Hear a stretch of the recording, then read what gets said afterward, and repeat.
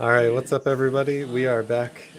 Just took a quick break, but I'm joined by Belz, as you know him from the Scuffed Podcast. Belz, thanks for joining us. Thanks for going mobile. My Appreciate the pleasure. flexibility. Yeah, not at all. Thanks for your flexibility. Yeah, of course. Just happy to have you on. So we've had a few guests throughout the day, and a lot of them have either been reporting for the U.S. men's national team in Panama or have been other YouTube channels. So for you, more in the podcast and Twitter space, can you just introduce yourself to the audience, like who you are, what Scuffed is all about, and what the focus is there? Yeah, Scuffed is a sort of nerdy USMNT focused podcast with me and Greg Velasquez mostly. And, we're kind of a little weird in some ways. So we have some other stuff going on, some stuff with Waukee, who a lot of your audience may know about, the guy who makes the funny videos. And, I just wrote a song about Gianluca Busio, which I wanted to ask you about that. Yeah. So we do a lot. So we're all kind of weird. Was that the purpose when you first started the podcast, was to just give a bit of a quirky spin on U.S. soccer, or was there a different purpose? No, that wasn't the purpose. I've known Greg for a long time, and I think he is a very sharp analyst of soccer. So I thought I was getting obsessed with Christian Pulisic and the other young guys coming up in Europe, particularly Weston McKennie. But then later Richie Ledesma going to PSV Eindhoven, and a lot of there's, as we all know, there's been this wave of players heading to Europe. And I was really interested in that. I was spending a lot of time researching it, and I thought I got to find some way to make some creative outlet for all this time spent. And I started a newsletter, and then I thought we should do a podcast. Greg and I should, because we texted each other about the Yanks a lot. And finally convinced him to do it, and we've just kind of been going. For the most part, the podcast has been very focused on like the action on the field and rosters and the sort of serious stuff. But over time, you learn to be, I think, a little less certain that such and such a player should be there and such a player shouldn't be there.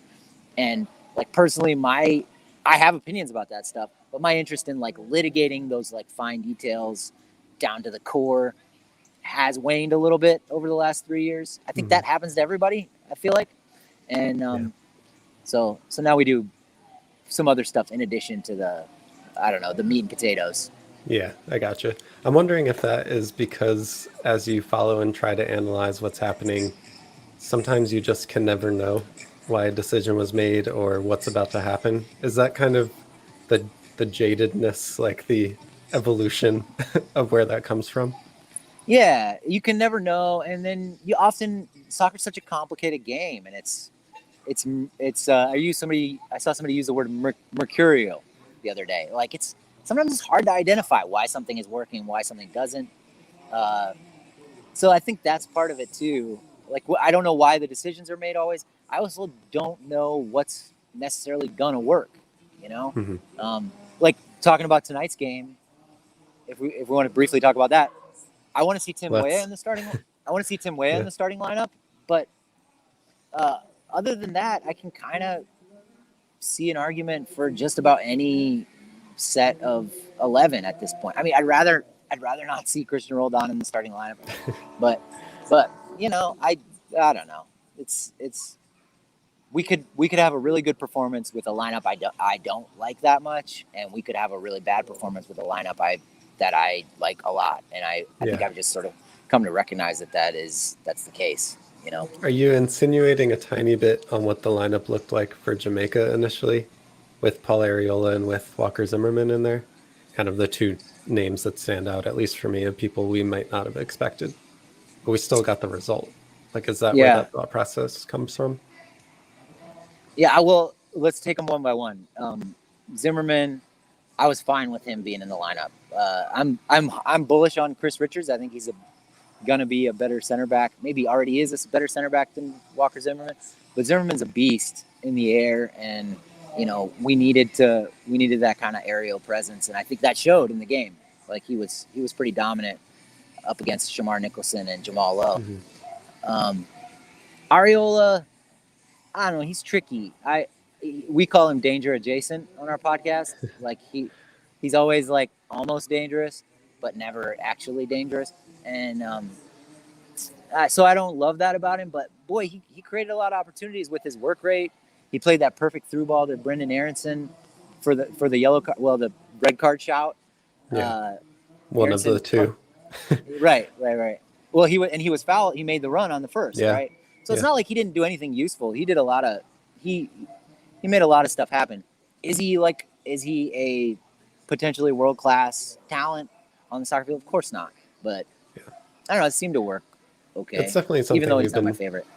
Yeah, we've been talking about it a lot throughout today. Is essentially at this point our roster is a bunch of good options, and it's more just about picking the best option.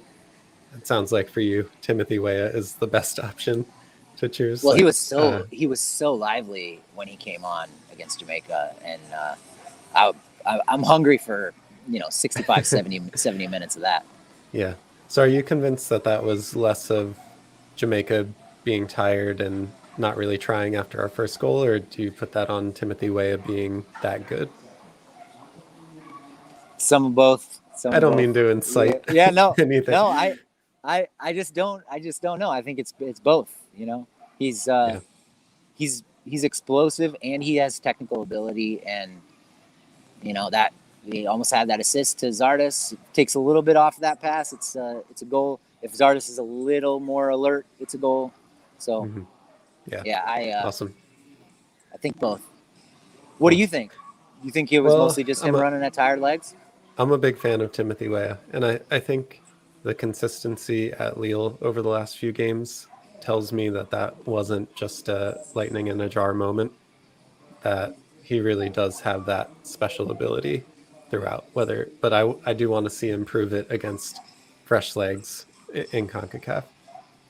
I do think he deserves to start, especially if we're talking about Areola, but even if it's like Weah for Aronson and we play Areola again, I don't think that's going to be the biggest deal. And then if we need a goal, we need to lock it down, Aronson's not the worst person to have on the bench to come on as a sub. But I did hear that Greg was talking about Timothy Weah more as a substitute, more as an impact player that he can bring on later in games. So I'm just not sure. Like you, I at this point, I have no idea what Greg's going to do. And until proven otherwise, I'm going to somewhat trust in that lineup that he puts out and our results that we get. I should say, even though what's the word? I'm riddled by uncertainty with a lot of this stuff. I don't have don't read that as like me saying I have full confidence in Berhalter. Yeah. I think I don't know what is going on with that guy. But like for instance, him talking about verticality all the time. Yeah. Maybe you've talked about that. I think you sum up how all of us feel. Like we don't know what's going on with this human being. He's just a weird guy sometimes. It's like I don't know that verticality is what we needed. I don't know. It seemed like what we needed was more combination. People coming back to the ball. Greg used the word in our podcast, backboarding. Show to the ball, be a backboard. Mm-hmm. And like it seems like that's what we were lacking more than people making runs in behind. And there's so many moments, even against Jamaica, a game where I think generally people thought we played well, where you've got somebody with the ball, say Anthony Robinson or Miles Robinson, carrying it across the half line, and then they've got all their options are running away from them, way ahead, and there's nobody to pass to. It's like I don't want that kind of verticality. Yeah, I want that's the negatives of verticality. Thoughtful verticality. Yeah. Well, I feel like that's what is usually missing on us executing our plan, is we're not as thoughtful as we could be with whether it's verticality or possession.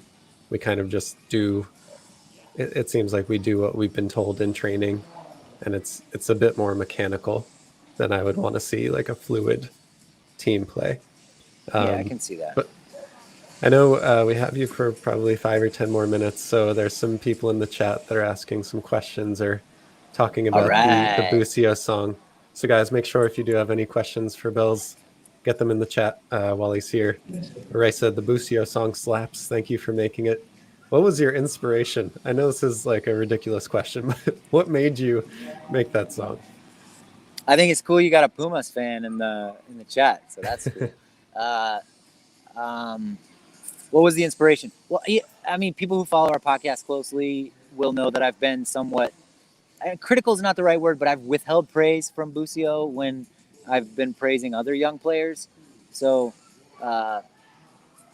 so that's like a thing. That's a thing that people know me for. Those the small number of people who know me, they know that I'm like haven't been super high on Busio. And I saw a video where USMNT Stan, I don't know if you follow him, but he made a video that said, hey, Busio's improving really fast. Here are 3 things he does well. I watched it. I was like, interesting. So I went back and watched all his clips from the previous 3 games, AC Milan, Torino, and Cagliari. And I was like, you know what? Maybe he is the future of America.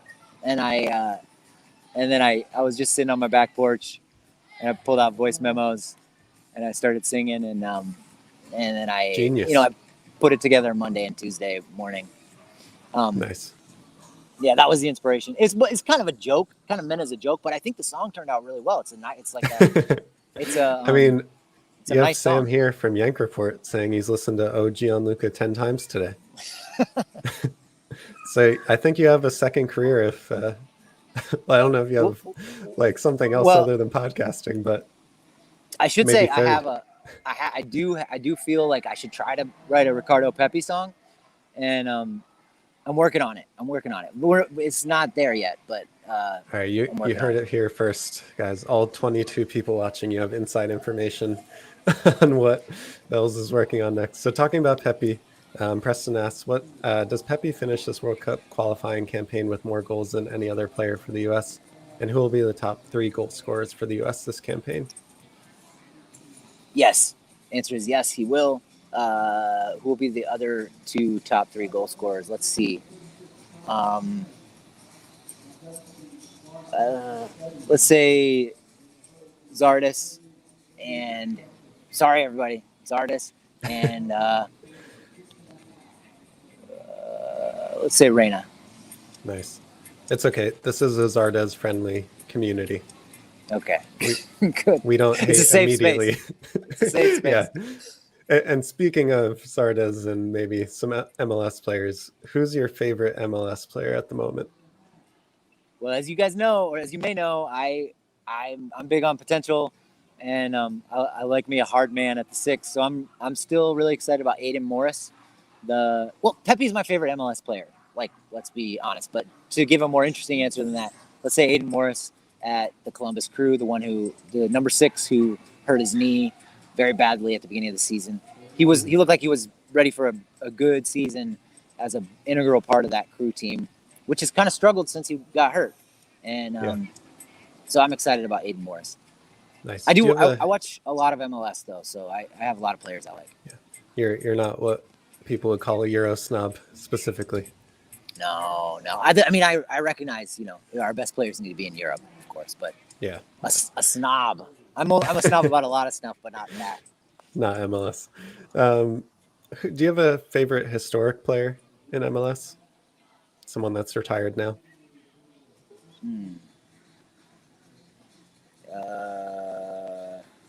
Zlatan, not retired, but yeah.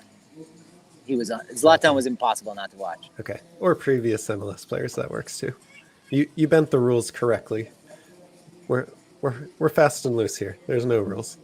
So Zlatan's a solid answer.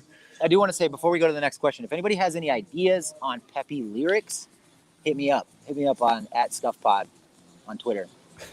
Something about choosing the USA. Thank you, Ricardo. He came from El Paso, but I need help figuring it out. We can crowdsource this. We can crowdsource the lyrics from everyone, and then you can finish it off. About. Yeah. All right, we'll get a few more in here. So Preston asked, does the U.S. men's national team finish the octagonal with the lowest goals against? Why or why not? If they do, it'll be because Mexico's start struggling even more than they have.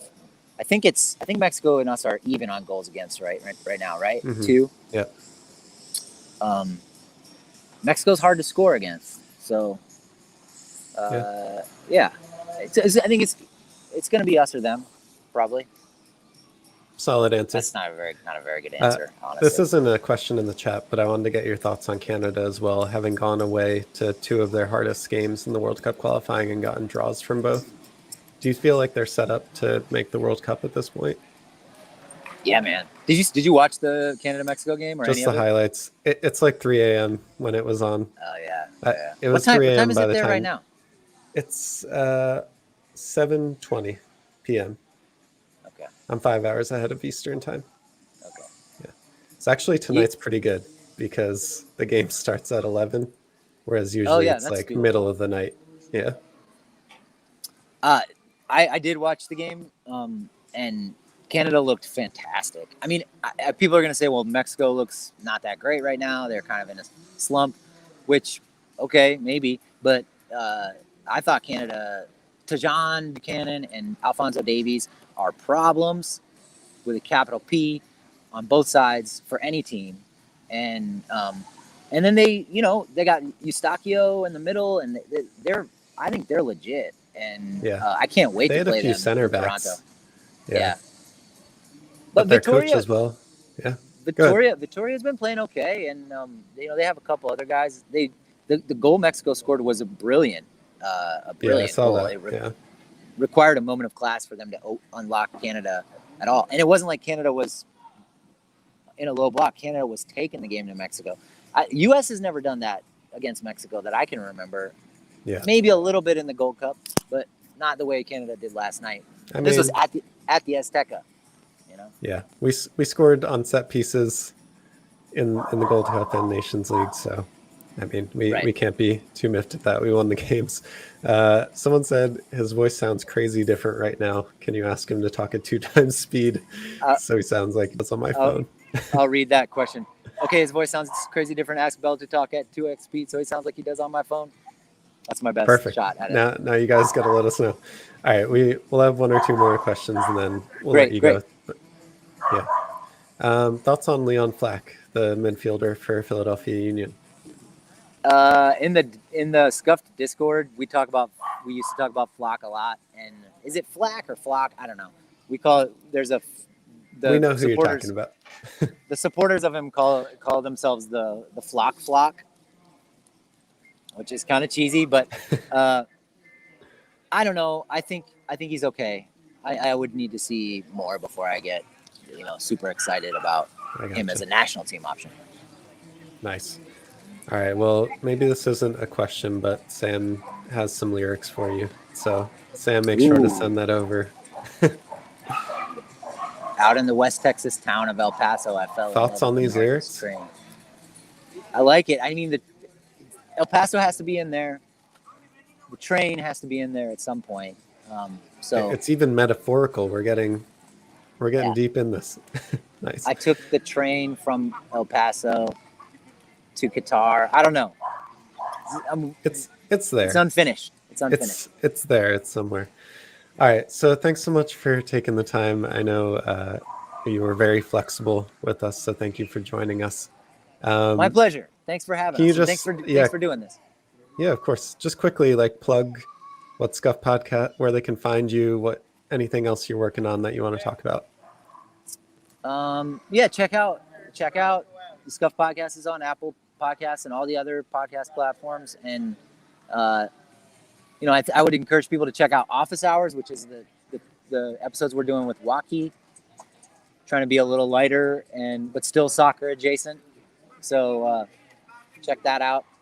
And if you want to really get in on it, join the Patreon, join Discord. The links are all off of Twitter, and then you can sort of participate live in the shows like you're doing right now with this. Awesome. Well, thanks again, Belz. I really do appreciate it. Thanks for the time. Thank you. Yeah. All right. Okay. See ya. Bye. All right, guys. So that was Belz from Scuffed Podcast. We were very happy and lucky to have him. We are going to have a few more guests. I think Simon, who's the co-founder of Open Goal Project, is going to come back on now that we have a bit more people in the chat to just learn more about Open Goal project and what the funds go to and how you can help out. I'm just going to make sure to text him the correct link to the meeting room. But guys, I do want to read out some other donations that have come in. We are now at $715. We are so close to our $1,000 goal to raise $1,000 for the Open Goal projects. Let me change this bottom line. All right, let me make sure I send this over to Simon. And then maybe we get through my starting 11 for tonight while we wait for some other people to join us. And if you guys have any questions throughout, just pop them in the chat. I'm more than happy to talk about anything soccer related or maybe not soccer related. But let me start down where we left off. So I think I got to Greg's and Paul's. Dylan, you gave $14. You said beat Panama. Thank you so much for that. Aaron, you said you're great, man. Good work. $10. Thank you so much. Really appreciate that. Anonymous made a $50 donation. They said, good luck. I want to support your efforts. Thank you so much for that. Eddie, he said, love the channel and all your insight. Happy to support. Thank you so much for that donation. Andrew also donated. And S-Dude, $25. Nice cause. Thank you so much. Thank you guys so much. We are so close. We are 71.5% towards our goal. And let me know, how you want to use this time. I think what I'd love to do is just to make my starting 11 for tonight. If you guys have any questions or anything while more people are joining us, you just throw them in the chat. Just throw them in the chat. I see, Mike, you're putting in some work in the comments. What's up with the 13-year-old playing for Real Monarchs? 13-year-old, 13 years, 9 months, and 9 days, made his professional debut for Real Monarchs. That's pretty insane. And I'm not going to insinuate anything, but this kid looks beefy. He looks insanely athletic. I think he's already like 6'1", 205 pounds. I mean, if he can continue to grow and actually has technical ability on the field, then we have found a real one. And just imagine what getting like 3 or 4 years of professional games under your belt could potentially do. But I also worried about getting someone that young into a professional space. It worries me that he's playing with grown men with years of professional experience that aren't going to be very nice to him on the field, I don't think.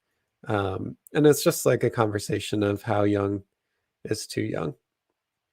And then you said, any advice on weight loss? I got a new U.S. men's national team jersey, but it's 2 sizes too small. All right, so here's the secret to weight loss is eat less than you burn off. And the easiest way to do that is in the kitchen, sir. So that's my comment to you, is that if you would like to lose weight, you do it in the kitchen. You supplement that with some gym time, do some cardio, lift weights, whatever. Just get active, get out of the house, and you're going to be set if you do the work in the kitchen as well. So if anyone else has weight loss tips for Mike so he can fit into his USMNT jersey that's 2 sizes too small, put them in the chat. But be nice. Please be nice. Alejandro, you said, who knew Bobby Wood was playing with Real Monarchs? Yeah, he was injured. He was injured for RSL. He's back getting in shape for the Monarchs now. And yeah, we'll see how he does. Bobby Wood is one that could do some damage in MLS. I think his national team future is pretty much set, which is that he won't be in the national team. But I still love a good Bobby Wood goal. I love his energy. BDB is perfect. BDB, Big Dick Bobby. He's a perfect addition to Real Salt Lake. Ray, you said the U.S. doesn't have a Davies either. We don't. We have a Pulisic, we have a Reina, but there's no player like Alphonso Davies in CONCACAF. That's genuinely the truth. And I think most people are pretty much agreeing with that. maybe a year ago, we would have all fought you on that. But I think Alphonso Davies is pretty much a cut above Pulisic. That's not to say, like, if Pulisic could stay healthy, he would be on Davies' level. If he was as consistent and could stay healthy, he would be on Davies' level. But we just haven't seen that from him. So, guys, I'm bringing up my starting 11 spreadsheet. I just want to quickly say, first of all, thank you to everyone that has donated so far. We are 71.5% towards our goal of raising $1,000 for the Open Goal Project. We're about to have Simon, who is the co-founder of Open Goal, join us for a little bit as well before we play some more FIFA. And then the last 4 hours, so I need to think about Eastern times here. From 5 p.m., I think, once the rosters come out, we're going to be all guns a-blazing towards this Panama US game. We're going to have an hour pregame. We're going to be watching the game together. So if you guys want to watch the game and then chat with all the chat, to chat with me, ask me questions, I'll be watching the game at my computer, talking to all of you guys. And then we'll have an hour after the game where we're breaking it down as well. So some of the boys from the podcast, if you've listened to Yanks Go Talking, Ryan and Tom will likely join me at some points as well. So that will definitely be one of my favorite parts of the day, is just getting to that point where we are playing the game, where I can talk to all of you guys about the game. But what is this day really about for this charity stream? Well, the Open Goal Project is a charity that tries to remove pay-to-play barriers for inner city communities that just don't have the ability to maybe get their registration in, to apply for financial aid, to join competitive soccer teams. And this money is going towards that cause, to make all of that completely free. They currently have 4 complete teams that are competitive, that have trainers, that have coaches, that travel for tournaments, and you are directly supporting that with your donations today. So if you do want to donate, there's a QR code at the top of this right here, right here, this QR code. You can scan that and go directly to the donation page, or scrolling across the bottom, right? Let me see if I can do this. Right here, scrolling across the bottom, you can find the link down right here, right here. Givebutter.com/FIFAmerica. You can help us towards our goal of raising $1,000 for the Open Goal Project. All right, let me catch up a little bit. Water is the way to lose weight. Don't eat after dinner, just drink water. Completely agree. And as you say that, I'm going to take a sip of a Diet Coke because I need my caffeine. Preston, you're an RSL fan, close to the action. Well, let us know how that works out, because I think the Monarchs are in Salt Lake as well, so you might get a chance to see Bobby Wood and the 13-year-old that is now playing professional soccer. Always in the kitchen. It only gets worse. Thanks for the comment. No problem, man. Thanks for the chats. I really appreciate those. All right. Gerson, you said Davies is being played out of position for Canada and still excelling. It's the most important thing to play players in their best position. I think you just need a coach that can make it make sense. There is something to be said, though, about this Canadian team that just continues to get better and better while playing completely fluid positions. Tajon Buchanan at times against Mexico is almost playing as a striker, as a second striker, and he plays right back for the New England Revolution. So there's just something brewing with this Canada team, whether it's the coach that sets out a very clear plan or allows players to play with complete freedom. But there is something to be said about this Canada squad, where they're going to be a dangerous team to play. And just like Belz said, I can't wait for us to go away against Canada. I would love it if we kind of began a second rivalry with these CONCACAF teams. And imagine if Canada was just as difficult to play against as Mexico. How crazy would that be for the level of CONCACAF? All right. Epic Titus Casanova. Do you have a favorite USMNT game or games that you still like to pull up the highlights from to watch and enjoy? All right. So I will say that the snow game in Colorado is one of my favorite games that we have played, just for what it meant to us, the moment that was for the U.S. national team. And it really showed how incredibly difficult it can play, not just in Azteca, not just in San Pedro Sula, but the US can have some locations. We have a super diverse geography.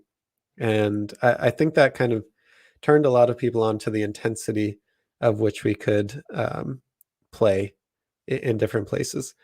Now, I will say the one that I pull up a lot for highlights is the Algeria game in the 2010, I want to say, World Cup, where Tim Howard got it out to the right side and Landon Donovan finishes up, cleans up the mess in front of goal, and gets a last minute winner for the US to send us first in the group, beat England in the group, onto the second round.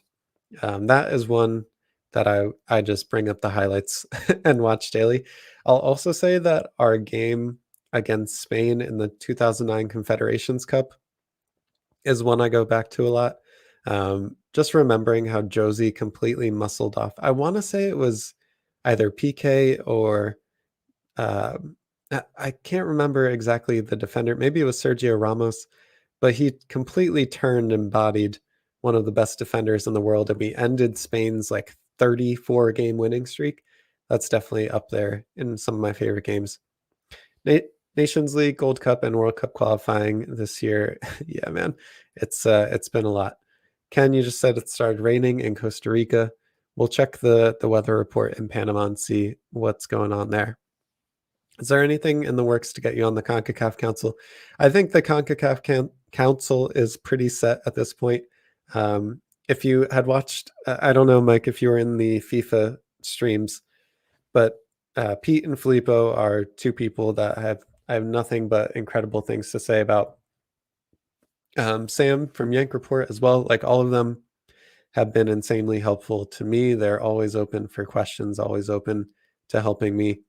But I think for now, the council is probably closed just because it can get pretty busy pretty fast. But if you haven't seen, I do have videos with Josh from JJD TV, who is the Canada expert, and JD, who from IMAX at Football, who is an expert on everything Jamaica.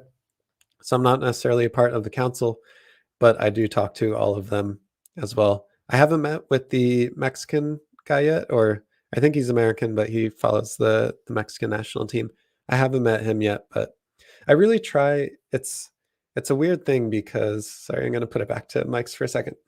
It's a weird thing because I really try to have different guests to have a little bit different of an opportunity for more people to have their say, because I know most of you guys are also watching, Tax interviews or Pete's interviews as well. So I just want to make sure that the content is still valuable, that you're not hearing the same things over and over again. All right, so Ray, you said, I'm not sure what Mexico-Canada game you guys were watching, but Canada did not dominate the whole game. Mexico outplayed them in the first half. Canada started taking advantage of Mexico running. Yeah, I can't say for sure because I only watched the highlights, but the expected goals was like 1.5 to Canada and 1 to Mexico. But again, someone that watched it, I will trust your judgment, Ray, over me just watching the highlights. The highlights are not indicative of the flow of the game. Preston, you said, I've been to several Monarchs games. I also coach a high school team that plays against their academy. It's cool to see the development process here. That is awesome, man. We got to swap some notes on coaching, and a Canada rivalry will be awesome. Yeah, it will be absolutely amazing if we had another team like Mexico to hate and just look forward to those games and what those games will be like. Maybe another opportunity for Dos Acero as well. Ken, you said ouch to Denver. Yeah, that was one of my favorite games ever. I still remember exactly where I was.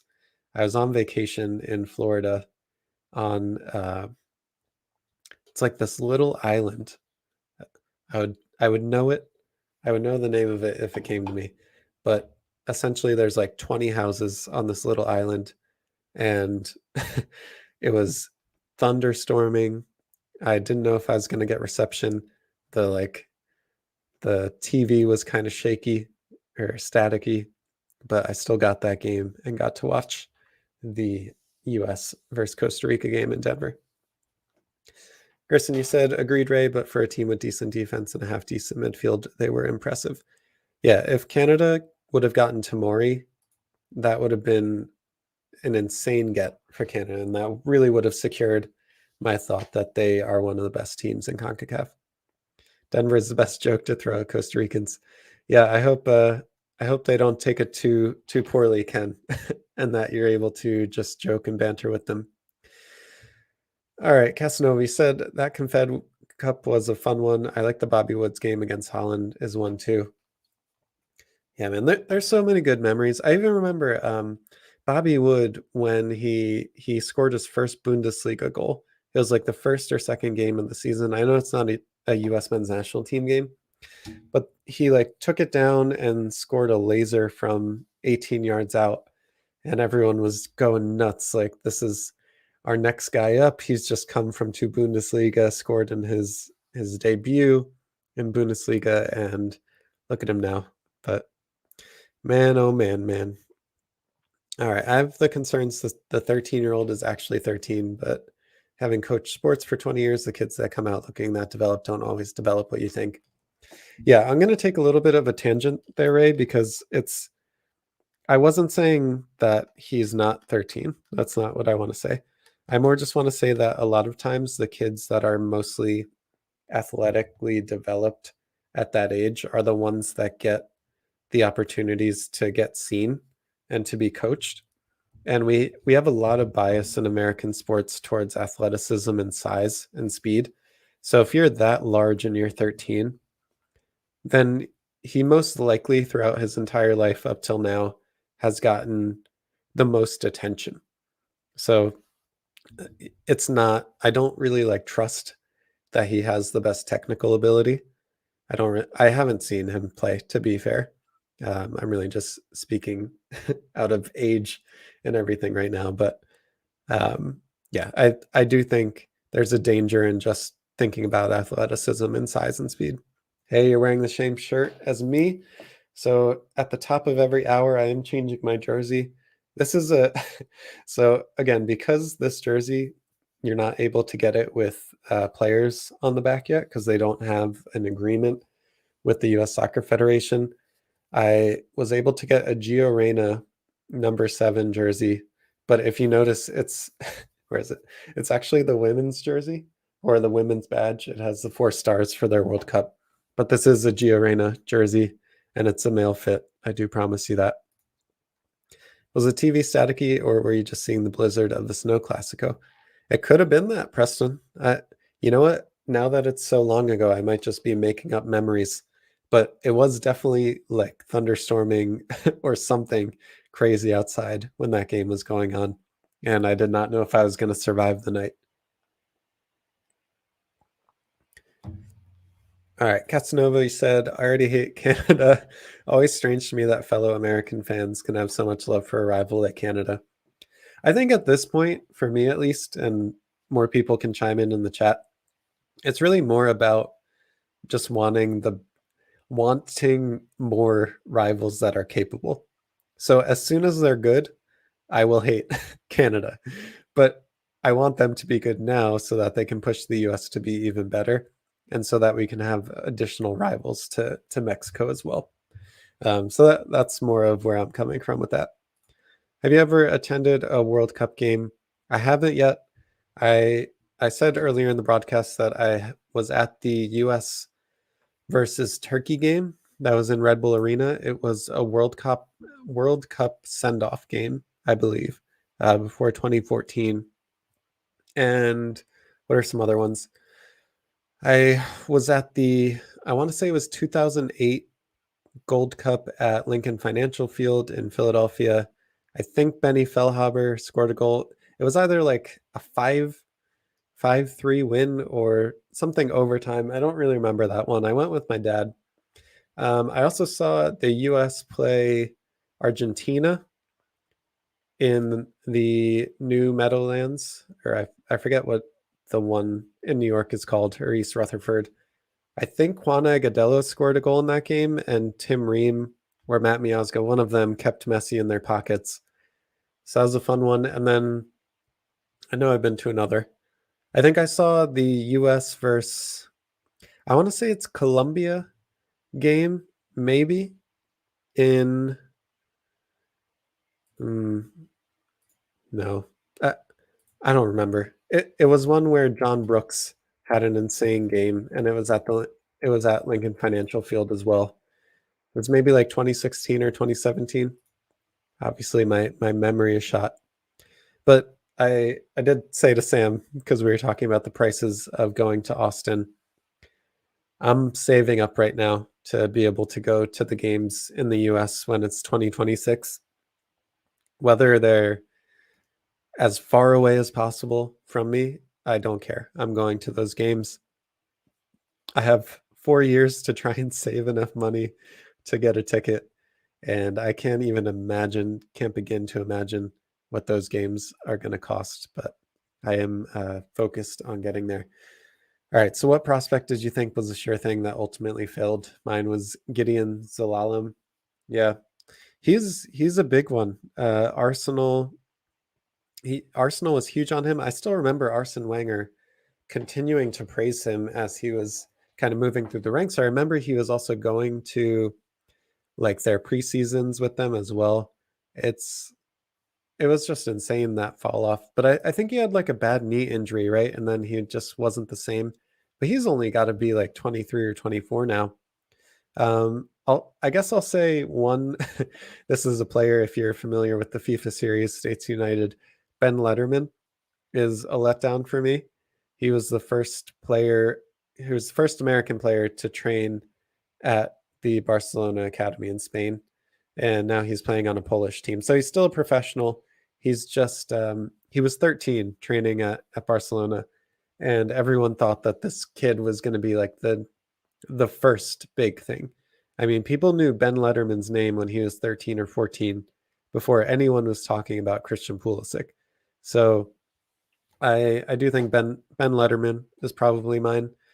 If I think about some others, let's see. Yeah, I'll have to think about it. But Mike, I'll come back to that as players hit me. Jody said the 2002 World Cup game against Mexico 2-0 was your favorite.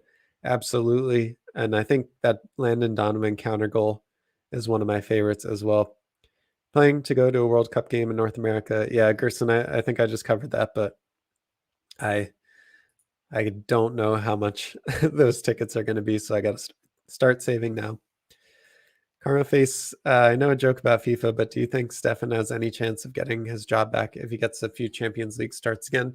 Turner could be our new Kepa for penalty kicks for World Cup.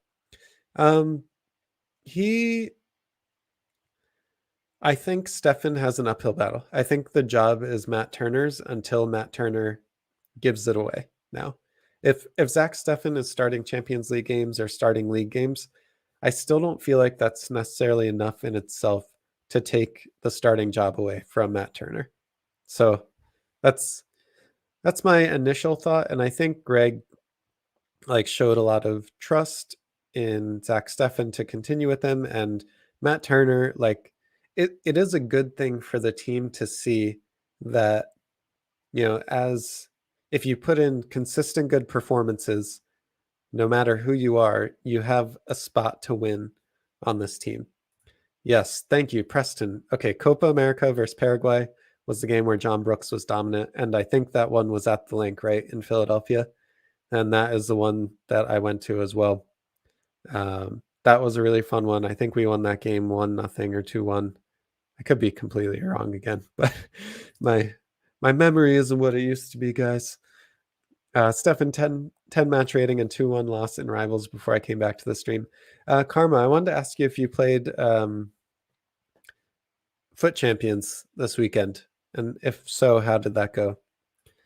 John, you said just made a donation to Open Goal. Nice cause. Awesome. Thank you so much, John. Really appreciate that. And guys, yeah, so if you do want to donate for today's event, you can follow the QR code up here or follow the link down below. But absolutely, if you want to go straight to the cause, opengoalproject.org, you can donate there.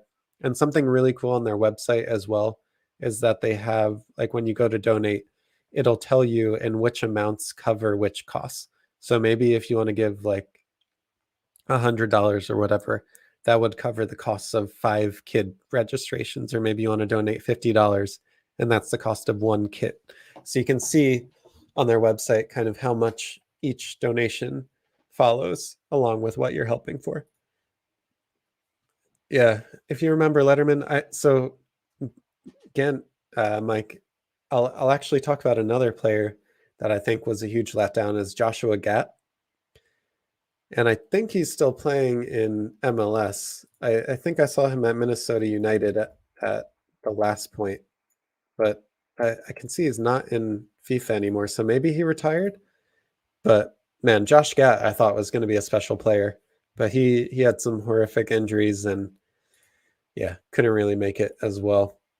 John, you said, woke up late here in California and went back to watch Sam Stokes. Love your thoughtful and respectful analysis. You guys rock. Can't stand self. Well, I'm going to put that away. So, John, I really do appreciate that. Thank you for that comment and appreciate you watching me and Sam. And yeah, like I said on the FIFA stream, tactical. And so Filippo and Pete, you might not appreciate their opinions or how they go about their business on YouTube, but I have nothing but amazing things to say about them as human beings. They were a huge help to me when I started this channel, asking them questions, getting them on.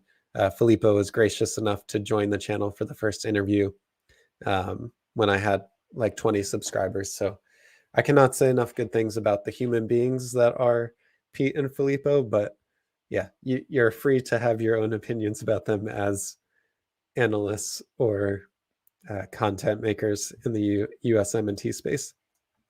So Ray, you said, this may be my last question comment for a while, but do you think Greg will treat anything differently in the new year, seeing the MLS will be winding down in November?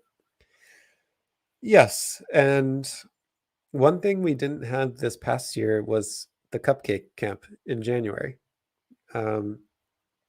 I think that's a really important camp for Greg to be able to see a lot of the MLS guys and a lot of guys on the fringes. And it's a great camp for, 3 or 4 people to absolutely make their case to join up with the full team.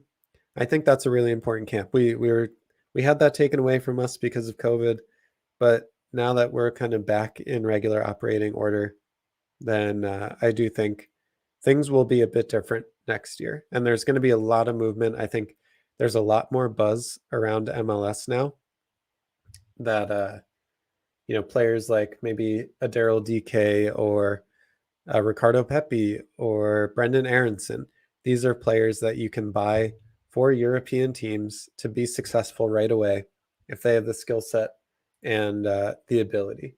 So yeah, I think there's going to be a lot of interest in MLS players.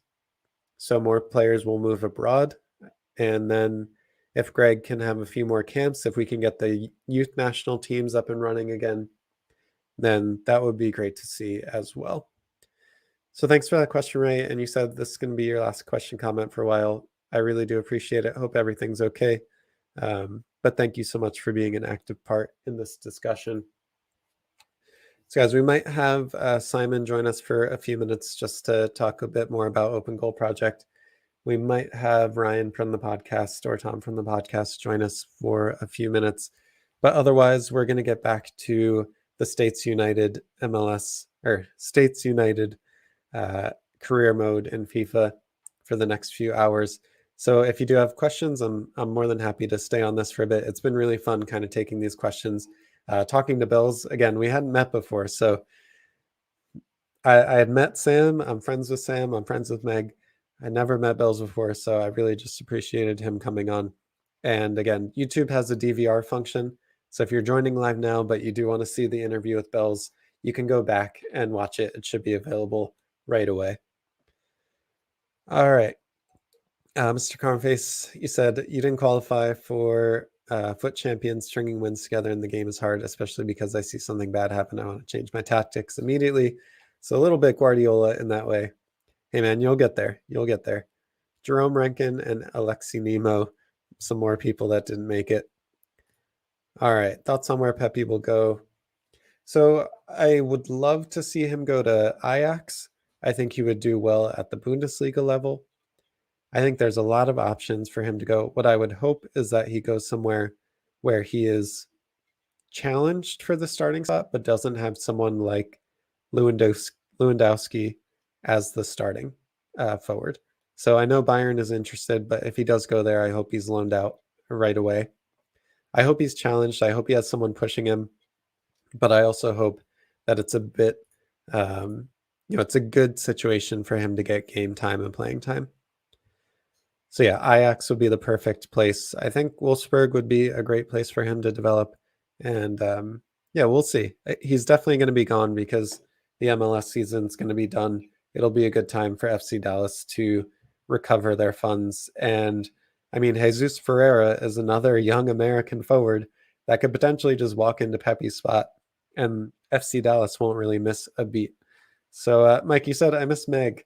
So again, you can go back to not on this one. I had to split them up a bit, so I do apologize for that. But you can go back into the previous streams and see me talking to Simon, me talking to Sam from Yank Report, and me talking to Meg. Although I will say Meg had a lot of Wi-Fi issues. She's in Panama right now covering the U.S. men's national team game. So it's probably not the best interview we've ever given. We had a lot of technical difficulties with Meg, but we really did appreciate. I think highlights of what Meg said was that Greg is really holding his cards close to his vest on who he's going to start tonight. Whereas in that first game, he kind of immediately came out and said, Weston McKennie is starting. Here's who I have, coming up. Whereas for this Panama game, he's been a lot closer to the vest on who's starting. And now instead of preaching the V word, he's preaching a lot about balance. So those were kind of the two highlights that Meg has seen from the press conferences and being able to talk to Greg and talk to the players. Wolfsburg has a really bad track record of developing players. Yeah, I think, let's see. Kevin De Bruyne wasn't a bad one. There's definitely some others that I'll miss, but I mean, it's a Champions League team now. He'll have a teammate in John Brooks there, so it could be a good opportunity for him. It could be a good situation for him to be in a place where he can develop a bit more. All right, so let me quickly go through my starting 11, and if I can share my screen. And if anyone else joins at the time, then that's great. If not, we can get back to our FIFA gaming. All righty, let's see. So, guys, let me know if you can. Oh, no. I want to give you the. All right. That seems good. All right. So, Matt Turner is obviously my starter at goalkeeper. I am going to have Miles Robinson here again. And I say that because I know he can go another 90. He played a ton in those first games. And here I really wouldn't be bothered by literally any option, whether that's McKenzie, whether that's Walker Zimmerman, whether that's Chris Richards. I really don't have any qualms, but I would love to see Chris Richards get the start here, just selfishly to be able to start to evaluate him and the quality that he has in the international game. I think sometimes it's very difficult to sub out center backs in the middle of a game. Usually that's a position that you don't use substitutes on. So I think for Chris Richards to get some game time, it should probably be a start. And Panama isn't, banging goals in. So he's very fast, very athletic. Stefan is better. Well, Stefan is not allowed in Panama. So he's back in Columbus already. At right back, I do have DeAndre Yedlin, although I wouldn't be too worried if this was Shaq Moore. I think Shaq Moore has played really well for the U.S. national team, but I just think Yedlin has the experience in CONCACAF away that I do want to see and that I trust a bit more. All right, at left back, I have George Bello, although I could easily see this being, Serginho Dest, if he's healthy, I could see this being him. But we'll see. We'll have to see. I think George Bello will struggle a little bit with the athleticism of Panama, but I think he's good enough where no matter what the 11 we put out tonight with this roster, we should be getting the results. Cole, you asked, when we get Gio and Christian back, how do we find a formation to fit all the talent on the fields? Guys like Aronson and Way, I feel like they get pushed out of the 11. Yeah, I mean, I completely agree with that. Pulisic and Reyna have to be on the field. That's kind of full stop. And we have to figure out a way to get the best use out of them as well. That's also on Greg. But I do think we could potentially play Reyna. So say we play Reyna here at the number 8 spot, which he has been playing for Dortmund, and then we had Aronson on the right. We could play like that and get Aronson on. And then Timothy Weah, we could have him as an impact substitute. I don't think that's the worst case in the world to have people like Timothy Weah or Brendan Aronson coming off the bench. So guys, here I'm pretty convinced at this point that a midfield of Luca De La Torre and Yunus Musa could handle the pressures of Panama.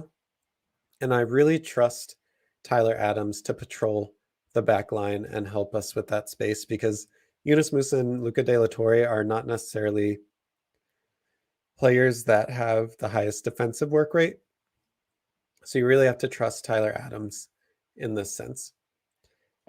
Kevin, you said, hi, how are you? Hello, how are you doing? How's everybody doing? Thank you for watching. I'm doing great. We are, how far into this are we? We're almost, no, we're 6 hours. We're almost halfway through. That's insane. My voice is definitely getting a little tired, so I'm going to have to lean on some other guests to come in at some point and help me out. But for all intents and purposes, I am doing amazing. Thank you for asking. I really appreciate that. I'm glad you have Richards on the right. Get him on his dominant foot and get it to the winger. Yeah, I mean, he can play on the left, though. He has a great left foot as well.